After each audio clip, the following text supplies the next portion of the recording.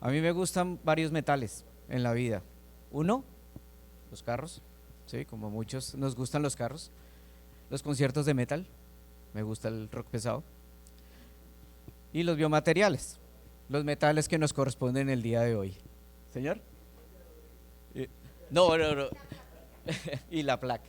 Entonces vamos a hablar un poco sobre los principios biomecánicos de la osteosíntesis. Esta charla es de 15 minutos. Tratar de abarcar la biomecánica de osteosíntesis en 15 minutos es muy difícil. Voy a tratar de hablar de lo más, pues de lo clave. ¿Qué tipo de osteosíntesis es la adecuada según la fractura que vayamos a enfrentar? Entonces, en los principios, ¿qué es lo que estamos buscando con lo que aplicamos? Que nuestra fractura sea estable. Eso es lo que estamos, esa es la meta final. Con lo que estemos poniendo, placa, clavo, lo que sea, es que esa fractura sea estable. ¿Qué quiere decir? ¿Cuál es la definición de una fractura estable? Que no se desplace con cargas fisiológicas. Esa es la clásica definición de una fractura estable. Entonces eso es lo que debemos buscar, que con el movimiento del paciente, con el apoyo del paciente, el apoyo en el piso, si es un miembro inferior o con el uso en el miembro superior, no se desplace con lo que nosotros estemos aplicando, ya sea desde un yeso hasta material de osteosíntesis. Y pues vamos ¿qué es lo que buscamos? Primero, que nuestra reducción se mantenga en su sitio, ¿cierto? Eso es lo primero. Ponerle rigidez a ese sitio de la fractura, que puede ser una rigidez absoluta, rigidez relativa, eso ya lo conocemos, y pues que al paciente no le duela y que no se tuerza su extremidad, no se crea una deformidad. Entonces esos son los objetivos de la osteosíntesis que vamos a utilizar, con varios implantes que vamos a utilizar, que ya los conocemos, los tornillos, clavos, placas y demás. Voy a hablar un poquito de cada uno. Entonces empezamos con los tornillos. Tornillos, ahora tenemos básicamente, ¿me corro para allá? Ok, aquí, listo, ¿más? Ahí, ok. Entonces, pero es que no tampoco. Los tornillos pues ya los conocemos, tornillos de cortical, tornillos de bloqueados pues que se enroscan a la placa, no tiene ninguna ciencia, las partes básicas de un tornillo, ¿cierto? Esto es un recorderis, porque es que me pasa que los residentes en mi país ya no conocen esto, porque como tenemos placas y tornillos super ultra avanzados con todos los diámetros conocidos y por conocer ahora de 2.7, 2.4, 2.0, bueno, un montón de diámetros, esto es lo básico, esto es lo clave y con esto comenzó la osteosíntesis, pequeños fragmentos, grandes fragmentos de 3.5 y de 4.5, estos son los diámetros de las brocas, los diámetros de los tornillos y lo que se debe utilizar. Entonces, esto es solamente un recorderis de cómo son las brocas según el cortical, según el alma del tornillo que debemos utilizar. Un tornillo convencional, ¿qué tiene? Pues una cabeza, un alma y unas roscas. ¿Qué es importante? El torque. ¿Qué es un torque? ¿Quién me define torque? Siempre hablamos torque. ¿Y qué es el torque? Un término… ¿Señor? Una fuerza de torsión, una fuerza de giro, ¿cierto? Es la fuerza necesaria para girar un objeto en su propio eje. Esa es la definición de torque. Entonces, por ejemplo, en un carro el cigüeñal, la fuerza del torque es como la fuerza que necesita para girar el cigüeñal de los pistones. En nosotros, pues es el torque que aplicamos para que ese tornillo gire en su propio eje. El 50% se da en la fricción de la cabeza. El 40% es la fuerza axial, cómo se transmite ese torque de ese tornillo a lo que estamos aplicando. Y el 10% es la fricción de la rosca, eso es como se distribuye el torque. Los tornillos interfragmentarios, la técnica clásica, simplemente estamos poniendo en compresión dos fragmentos para que dé una estabilidad absoluta. Este es el ejemplo clásico y pues más formal de una estabilidad absoluta, es decir, no va a haber micromovilidad. ¿Qué es importante para esto? Pues que haya una integridad ósea para poder hacer esta técnica y que haya una reducción anatómica.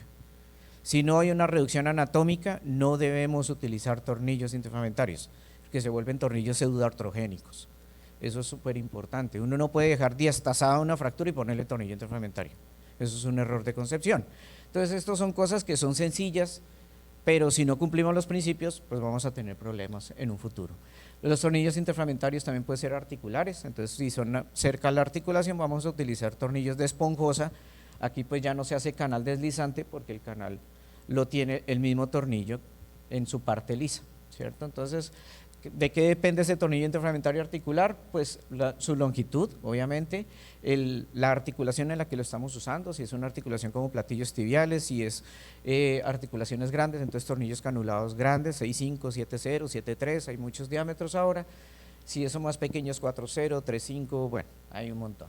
Y ojo con la arandela, por favor usar la arandela si consideramos necesario utilizarlo, porque si es un hueso poroso, esponjoso, en donde hacemos mucha fuerza con el tornillo, aplicamos mucho torque, ese tornillo va a penetrar el hueso. Entonces con la arandela aumentamos el área de superficie. A mayor área de superficie, menor área de presión. Es una ley de la física. Entonces para eso son las arandelas. En las placas, estos son los principios mecánicos de las placas. Entonces podemos poner placas en compresión, en neutralización, de soporte, banda de tensión o puente. Cualquiera de esas se puede aplicar con una placa. Puede ser una placa convencional o bloqueada. Esto va independiente a la tecnología que trae la placa. Se puede utilizar con acero o con titanio. Entonces esto es principios. Entonces por favor, esta diapositiva es importante para tenerla presente. Tipos de placas, ahorita hay muchas, las clásicas, pues estas, las DCPs convencionales. Ahora tenemos placas anatómicas bloqueadas para casi todo. Entonces placas anatómicas para tobillo posterior, para tibia proximal posterior, hay un montón, para pelvis, para acetábulo y demás. Hay placas combinadas, que quiere decir que los agujeros soportan tornillos convencionales y tornillos bloqueados, ¿cierto? Las tercio de caña convencional, la tercio de caña se diseñó, fue para cúbito inicialmente, después se cambió el concepto, pero siguen siendo vigentes sobre todo para peroné. Y las placas de reconstrucción, que son las únicas placas que uno puede moldear en 3 planos, por eso esa es la diferencia, que uno puede moldearlas en el plano axial, en el plano lateral, por decirlo así, y en el plano torsional. Por eso se utilizan huesos tridimensionales, como en escápula o en pelvis, las utilizamos con frecuencia. Placa de compresión, pues esta es la secuencia clásica de las placas de compresión, esto no es nada nuevo, cómo se pone un tornillo en la parte central de la placa y aquí en el agujero excéntrico para que dé compresión axial. Esto sigue siendo totalmente vigente, en trazos simples, en donde queremos que haya una compresión de ese foco. Bueno, entonces esto sigue siendo totalmente vigente. Las placas bloqueadas, ¿cuál es la diferencia? Pues que la placa bloqueada es la estabilidad de una placa convencional depende de la fricción entre la placa y el hueso. En una placa convencional normalita, si esta fricción es alta, esa osteosíntesis va a ser estable.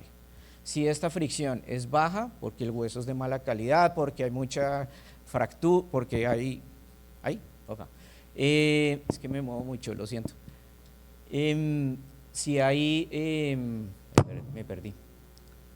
Esta fricción es importante. Esta fricción es importante porque si perdemos esa fricción, porque el hueso es osteoporoso, porque perdimos presa en el agarre de los tornillos, pues no va a haber estabilidad y es esas placas que se nos aflojan. En las placas bloqueadas la estabilidad se va a dar entre los tornillos y las placas, ¿cierto? Entonces va a haber, esta es la fuerza de estabilidad, la biomecánica, y así se va a transmitir la fuerza en una placa convencional y así en una placa bloqueada. Entonces aquí básicamente se va a transmitir a través del implante. Arriba se va a transmitir compartido con hueso y con implante. Esta es la mecánica de cómo funcionan estos sistemas. Una placa de neutralización quiere decir que pusimos un tornillo con estabilidad absoluta y le pusimos una placa encima para ayudarle a ese tornillo y que ese tornillo no vaya a fallar. Placas de soporte como en platillos tibiales, estos son ejemplos clásicos, y las placas funcionan como banda de tensión también, ¿cierto? Cuando ponemos una placa en la cortical, las placas se deben colocar en la cortical de compresión o de tensión.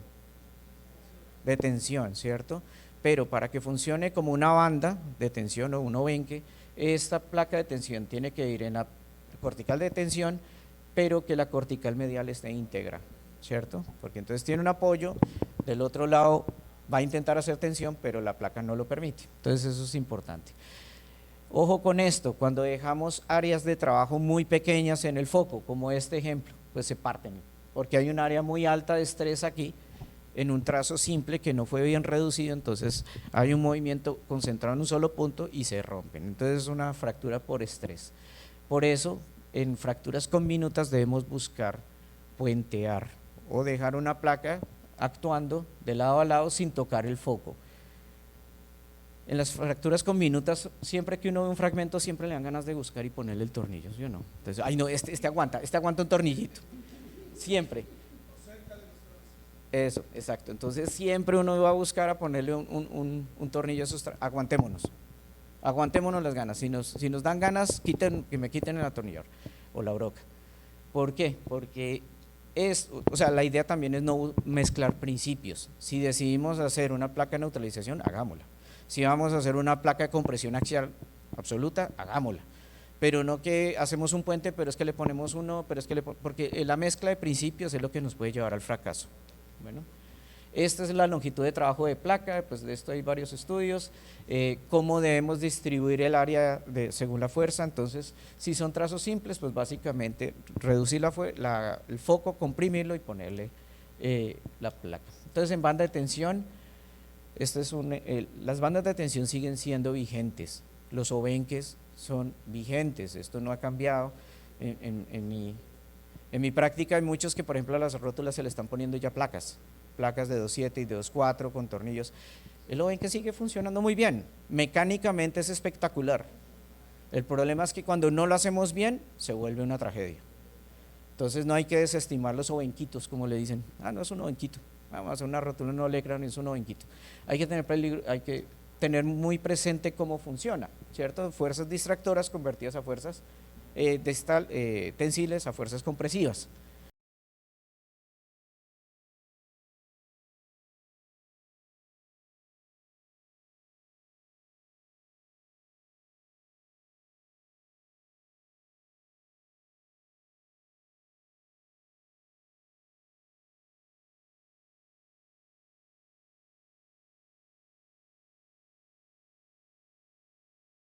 Lo medial del tobillo, todo esto sigue siendo vigente, la técnica clásica, lo que hablábamos de la cortical íntegra y fuerzas que soporten compresión. Por ejemplo, en este caso, probablemente no es bueno poner un obenque porque aquí tenemos conminución.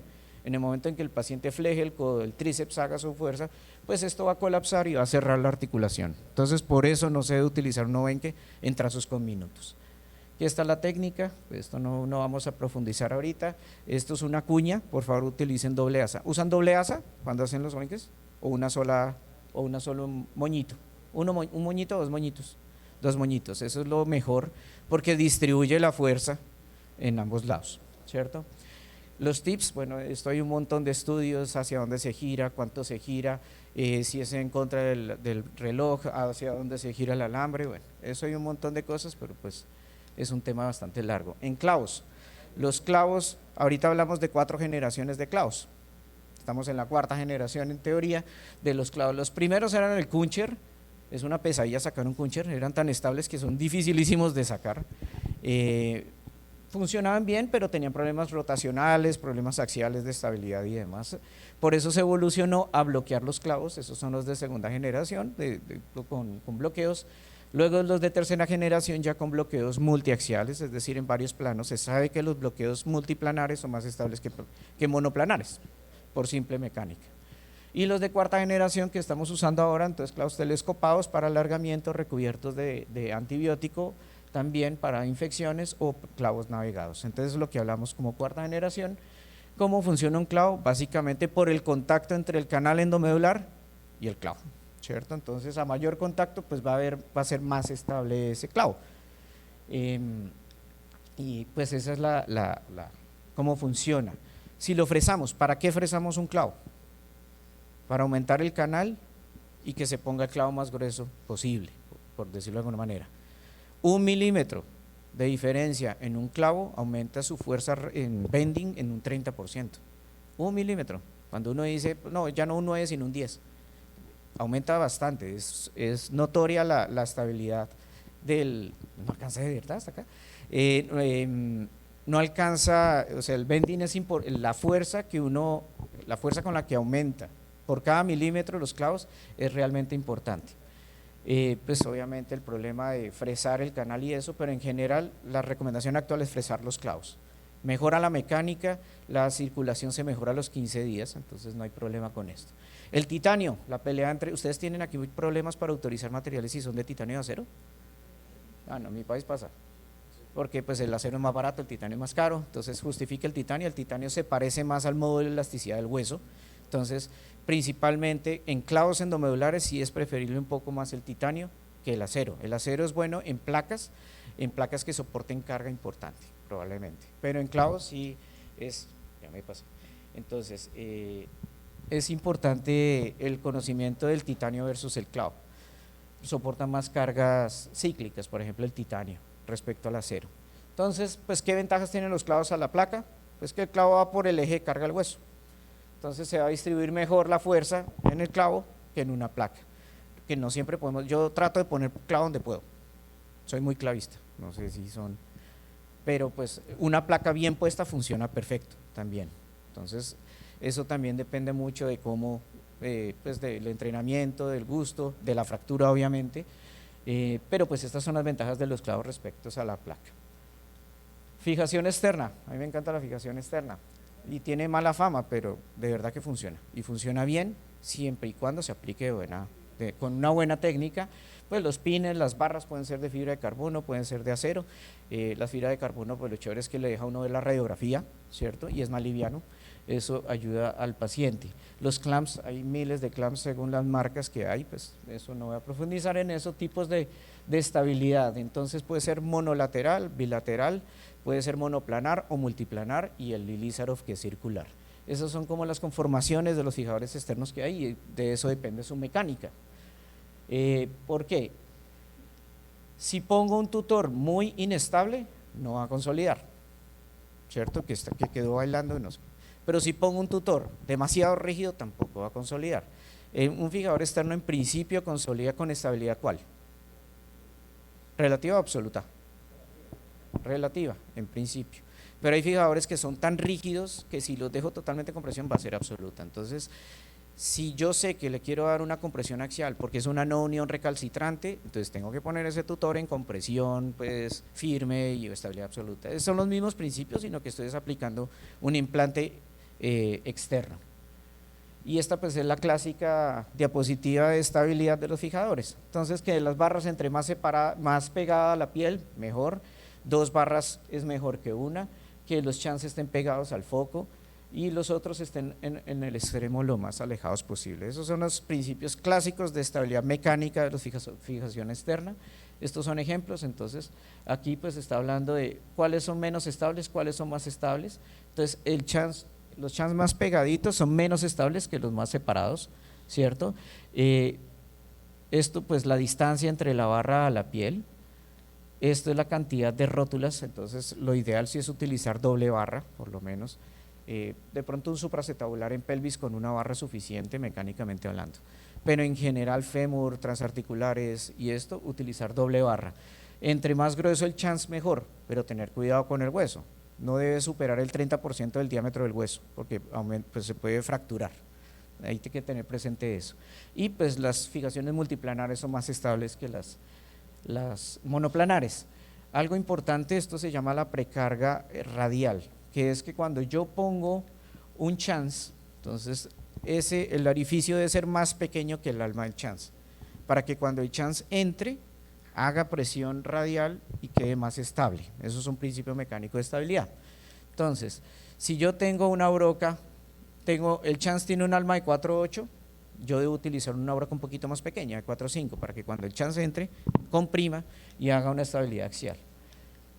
Y la precarga axial es esta, que es doblar un chance cuando estoy poniendo la barra. ¿Para qué? Para que se aumente la presión en estos puntos, en el hueso, acá, se va a aumentar la presión en esta zona al hacer así, y eso también va a aumentar la estabilidad. Entonces hay precarga axial y precarga radial, estos son conceptos mecánicos en la fijación externa.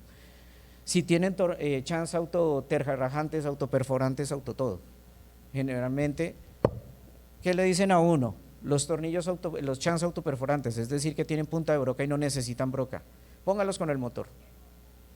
Primero uno pierde la propiocepción con el motor, entonces son los chance que uno ve metidos hasta lo más profundo del ser. Y segundo, cuando un chance entra, si a la vez que está entrando está perforando, calienta, hace necrosis térmica, y cuando llega a la segunda cortical, él empieza a dar vueltas acá y daña la rosca de este lado. Entonces, si tienen de ese tipo de chance, perforen, hagan primero un brocado, es lo recomendado, y eso ya hay varios estudios mostrando que si tenemos chance autoterrajantes, autoperforantes, igual perforemos con brocantes. Bueno, eso lo utilizamos en los tutores de reconstrucción y pues, los de alargamiento y demás. Pues estos son ejemplos de cómo se ponen tutores. Este chance es importante si pensamos que ese tutor va a ir por un tiempo para que no hagan equino. es muy importante. Estos son los tipos de constructos en fijación externa, modular o no modular. Modular, ¿qué quiere decir? Que pongo dos módulos, uno en el segmento proximal, uno en el distal y lo uno con barras, los dos módulos, ¿cierto? En antebrazo, tener cuidado, primero disecar, porque en el antebrazo hay muchas cosas que hay que ver, entonces hay que disecar, abrir un poquito y mirar y poner chans pequeños. Bueno, este es un resumen de todo lo que, esto está en la página de la O y es un resumen de lo que he hablado como mecánica, cuándo se utiliza, qué tipo de implante, qué principio está utilizando y pues básicamente eso es lo que quería compartirles. En biomecánica, los dos tipos principales de consolidación son primaria y secundaria y en eso es lo que yo tengo que pensar cuando aplico el material, para saber qué tipo de estabilidad le quiero dar a esa fractura a la cual me estoy enfrentando. El tornillo interfragmentario, el obenque, es decir, la osteosíntesis clásica no ha pasado de moda, es que no pasa de moda porque la biología y la anatomía no cambia, ¿sí? Lo que cambian son los materiales. Puede cambiar un poco la rehabilitación, pero los principios siguen siendo iguales, siguen siendo los mismos. Entonces no despreciemos ni los tornillos interfragmentarios con una buena técnica o el obenque con una buena técnica. El problema es despreciarlos y hacerlos mal. Y que con un mismo implante podemos utilizar varios tipos de estabilidad. Muchas gracias.